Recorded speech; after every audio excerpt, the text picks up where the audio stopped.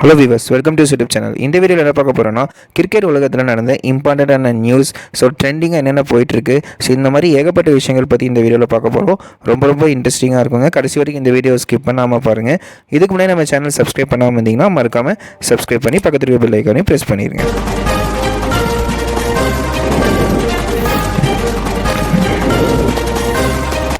நம்ம லிஸ்ட்டில் நம்பர் 1 இருக்கிறது இந்தியன் கிரிக்கெட் டீமோட head coach Gautam Gambhir appoint பண்ணியிருக்காங்க. ராகுல் டிராவிடோட டீனர் வந்து முடிஞ்சிருச்சு. கௌதம் கம்பீர் கிட்ட இருக்கக்கூடிய ஒரு வித்தியாசமான திங்கிங் என்ன அப்படின்னா, அவர் எப்போவுமே எல்லாத்து மாதிரி யோசிக்காமல் வித்தியாசமாக எப்போவுமே யோசிப்பாருங்க. அதுக்கு பெஸ்ட் எக்ஸாம்பிள் வந்து சுனில் நரேன் தான். ஒரு ஸ்பின்னர் அப்படின்னு தான் எல்லாத்துக்குமே தெரியும். ஆனால் அவரோட பேட்டிங் டேலண்ட் யாருக்குமே தெரியாமல் இருந்துச்சு. ஆனால் அவர் கேகேஆர் டீமில் ஓப்பனிங் இறக்கி விட்டு அவர்கிட்ட இருக்கக்கூடிய டேலண்ட்டை வந்து வெளிப்படுத்த வச்சார். இந்த மாதிரி ஏகப்பட்ட விஷயங்கள் வந்து கௌதம் கம்பீர் கிட்ட இருக்குங்க. அவர் Lucknow super giants, Kolkata knight riders இதில் வந்து மென்டலாக இருக்கும்போதே பயங்கரமாக ஒரு பெர்ஃபார்மன்ஸ் கொடுத்துருக்காரு. இந்தியன் கிரிக்கெட் டீமுக்கு வந்து இப்போ வந்திருக்காரு. நிறைய சேலஞ்சஸ் இருக்குது. குறிப்பாக captain, vice captain, wicket keeper, இன்னும் புது டீம், யங் டீம் அவர் எடுத்துகிட்டு போகணும். இது அவர்கிட்ட இருக்கிற மிகப்பெரிய சேலஞ்ச். அடுத்ததாக ஜேம்ஸ் ஆண்டர்சன். 187 டெஸ்ட் மேட்ச் விளையாடிருக்காருன்னு நினைக்கிறேன். இப்போ வெஸ்ட் இண்டீஸ் கூட நடக்க போகிற டெஸ்ட் மேட்ச்னா அவரோட கடைசி டெஸ்ட் மேட்ச்னு சொல்கிறாங்க. அது அவரோட 188வது டெஸ்ட் மேட்ச். ஒரு ஃபாஸ்ட் பவுலர் வந்து இவ்வளோ டெஸ்ட் மேட்ச் விளையாடினது கண்டிப்பாக கிடையாதுங்க. சச்சின் டெண்டுல்கர் மட்டும் தான் 200 டெஸ்ட் மேட்ச் வந்து விளையாடி இருக்காரு. அந்த ரெக்கார்டை வந்து கண்டிப்பாக ஒரு நாள் ஜேம்ஸ் ஆண்டர்சனால் தான் முறியடிக்க முடியும் அப்படின்னு சொல்லிட்டு எல்லாருமே அவரோட எதிர்பார்த்தோம். ஆனால் இதுக்கு முன்னாடி ஸ்டார்ட் ப்ரோட் இருந்தார், அவரும் ரிட்டையர் ஆகிட்டார். ஆனால் ஜேம்ஸ் ஆண்டர்சன் இப்போ ரிட்டையர் ஆக போகிறாரு. நம்ம சைல்ட்ஹுட் ஹீரோ கண்டிப்பாக ஜேம்ஸ் ஆண்டர்சன். இவ்வளோ வருஷம் வந்து ஒரு ஃபாஸ்ட் பாலர் விளையாடுறது ரொம்பவே கஷ்டமான விஷயம். அடுத்து இந்தியா ஜிம்பாப்வே T20 சீரியஸ் 1-1 இருக்குது. இன்றைக்கி 3வது T20 மேட்ச் வந்து நடக்க போகுது. இதில் வந்து யங் பிளேயர்ஸ்க்கு வந்து ரொம்ப ஒரு யூஸ்ஃபுல்லான சான்ஸ் நான் கண்டிப்பாக சொல்லுவேன். அவங்க டேலண்ட் நிரூபிக்க இந்த மாதிரி ஒரு பிளாட்ஃபார்ம் வந்து கண்டிப்பாக கிடைக்காது. இனி ஸ்ரீலங்கா சீரியஸ் இருக்குது. ஆனால் கண்டிப்பாக யங் பிளேயர்ஸ் நல்லா பெர்ஃபார்ம் பண்ணணும். அடுத்தது இந்தியாவும் சவுத் ஆஃப்ரிக்காவும் அந்த உமன்ஸ் T20 சீரியஸ், இந்தியா வந்து கடைசி மேட்ச்சு ஜெயிச்சிட்டாங்க. One day international test series and T20 எல்லாத்தையும் இந்தியா வந்து கைப்பற்றிட்டாங்க. எப்படி இந்தியன் மென் டீம் வந்து எவ்வளோ ஸ்ட்ராங்காக இருக்காங்களோ அதே மாதிரி இந்தியன் உமன் டீம் இப்போ பயங்கரமாக ஸ்ட்ராங் ஆகிட்டு வந்துட்டு இருக்காங்க. பார்க்குறக்கே நமக்கு சந்தோஷமான ஒரு விஷயமா இருக்குங்க. அடுத்த நியூஸ் என்ன அப்படின்னா, T20 வேர்ல்ட் கப் செலிப்ரேஷன் தான்.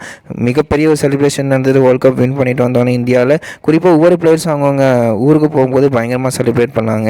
சிராஜ் அவர் ஹைதராபாத் போனதுக்கப்புறம் அந்த ஹைதராபாத்தோட சிஎம், அந்த ஊரோட சிஎம் வந்து என்ன பண்ணார் அப்படின்னா, அவருக்கு வந்து கங்க்ராச்சுலேட் பண்ணி ஏகப்பட்ட விஷயங்கள்ங்க.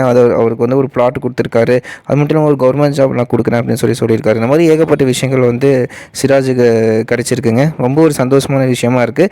அடுத்து T20 வேர்ல்ட் கப் வின் பண்ண இந்தியன் டீமுக்கு 125 கோடி மொத்தமாக ப்ரைஸ் அமௌண்ட்டாக பிசிஐ வந்து அறிவித்தாங்க. இந்த ப்ரைஸ் அமௌண்ட் வந்து எப்படி ஷேர் ஆகும் அப்படின்னு நம்ம பார்க்கும்போது அதில் ஏகப்பட்ட சப்டிவிஷன்ஸ் வந்து இருக்குங்க. குறிப்பாக எல்லாத்து பிளேயர்ஸ், அதாவது ஒரு செலெக்ஷன் கமிட்டியிலேருந்து ஒரு பிளேயர்ஸ், கோச்சஸ் வரைக்கும் எல்லாத்துக்கும் கிடைக்கிற மாதிரி தான் இந்த ப்ரைஸ் அமௌண்ட் வந்து ஷேர் பண்ணியிருக்காங்க.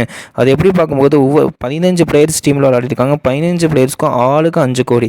அவங்க வந்து டீமில் விளையாடாத யார் ஒரு மேட்ச் கூட விளையாட சஹால், சஞ்சு சாம்சன், யாஸ்வி ஜெய்ஸ்வால் அவங்களுக்கும் 5 கோடி அப்படின்னு கொடுத்துருக்காங்க. ராகுல் டிராவிட் ஹெட் கோச்னால அவருக்கு ஒரு 5 கோடி. அதுக்கப்புறம் அவர் கூட சப்போர்ட்டிங் ஸ்டாஃபுக்கு எல்லாமே 2.5 crores அந்த மாதிரி கொடுத்துருக்காங்க. அதெல்லாம் போக நிறைய ஸ்டாஃப்ஸ் இருப்பாங்க. அந்த த்ரோ டவுன் ஸ்பெஷலிஸ்ட்டு, இந்த மாதிரி நிறைய வந்து ஒவ்வொரு ட்ரைனிங் கோச்சஸில் இருப்பாங்க. அவங்களுக்கும் ஒரு சில அமௌண்ட் வந்து கொடுத்துருக்காங்க. செலெக்ஷன் கமிட்டி ஒவ்வொருத்தருக்கும் வந்து 1 கோடி ரூபா வந்து கொடுக்குறதா அறிவிச்சிருக்காங்க. இந்த அமௌண்ட் வந்து மிகப்பெரிய அமௌண்ட்டுங்க. 2007 T20 world cup, 2011 world cup எல்லாம் கம்பேர் பண்ணுறத விட இது மிகப்பெரிய அமௌண்ட்.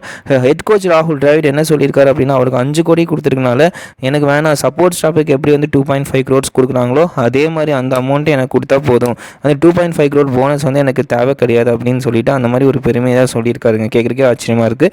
அடுத்தது டேவிட் வார்னர். 2023 வேர்ல்ட் கப் வரை ரிட்டையர் ஆனார் ஒன் டே இன்டர்நேஷனல் ஃபார்மேட்டில். அடுத்ததான் நடந்த டெஸ்ட் சீரியஸ் டிசம்பர் மாதத்தில் பாகிஸ்தான் கூட வெஸ்ட் இண்டீஸ் கூட நடந்திருக்கும். அதோட அவர் ரிட்டையர் ஆனார் டெஸ்ட் கிரிக்கெட்லேயும். அதுக்கு அடுத்தது T20 வேர்ல்ட் கப்போட தனது கடைசி T20 அப்படின்னு சொல்லிட்டாரு. அதிலிருந்துமே ரிட்டையர் ஆகிட்டார். டேவிட் வார்னர் இப்போ என்ன சொல்லியிருக்காரு அப்படின்னா, அடுத்த வருஷம் பாகிஸ்தானில் சாம்பியன்ஸ் ட்ராஃபி நடக்க போகுது. அதில் நான் சப்போஸ் செலக்ட் ஆனால் நான் கண்டிப்பாக நான் டீமில் வந்து விளையாடுவேன் அப்படின்னு சொல்லிட்டு ஒரு மிகப்பெரிய ஒரு அப்டேட் வந்து கொடுத்துருக்காருங்க. கண்டிப்பாக டேவிட் வார்னர், ஸ்டீவ் ஸ்மித் போன்ற பிளேயர்ஸ் எல்லாம் ஆஸ்திரேலியன் கிரிக்கெட் டீமோட லிஜெண்ட்ஸ் அப்படின்னு நான் சொல்லுவேன். இங்கே எப்படி விராட் கோலி, ரோஹித் சர்மா மாதிரி அந்த இடத்துல டேவிட் வார்னரும் ஸ்டீவ் ஸ்மித் இருக்காங்க. என்ன வேணாலும் நடக்கலாம், நம்ம வெயிட் பண்ணி நம்ம பார்க்கணும். அடுத்த நியூஸ் என்ன அப்படின்னா, பாகிஸ்தான் கிரிக்கெட் போர்டில் வஹாப் ரியாஸ் அண்ட் அப்துல் ரசாக் இவங்களாம் ஃபார்மர் பாகிஸ்தான் பிளேயர்ஸ். ஸோ இவங்களை வந்து நீக்கியிருக்காங்க அப்படின்னு சொல்கிறாங்க. இன்னும் அஃபிஷியலாக அனௌன்ஸ் பண்ணாங்களா இல்லையான்னு நமக்கு தெரியல. ஸோ இந்த மாதிரி பாகிஸ்தான் கிரிக்கெட் போல் ஏகப்பட்ட சேஞ்சஸ் நம்ம எக்ஸ்பெக்ட் பண்ணலாம். ஏன்னா அவங்க T20 வேர்ல்ட் கப்பில் ஃபஸ்ட் ரவுண்ட்லேயே அவங்க வெளியே போனனால ஏகப்பட்ட சேஞ்சஸ் வந்து கண்டிப்பாக பண்ணலாம்.